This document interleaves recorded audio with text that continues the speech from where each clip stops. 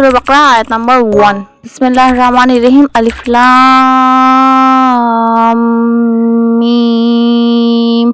हुर्फ़े मुक़त्तात। मुक़त्तात निकला है क़ता से। क़ता का मीनिंग होता है काट काट कर पढ़ना, इसीलिए इनको अलम नहीं पढ़ा जाता या यस नहीं पढ़ा जाता। बड़ी मद है, बड़ी मद को 5 या 6 से बार खींचना होता है। तो अलिफ लाम मीम, छोटी मद को 2 या 3 बार खींचना होता है।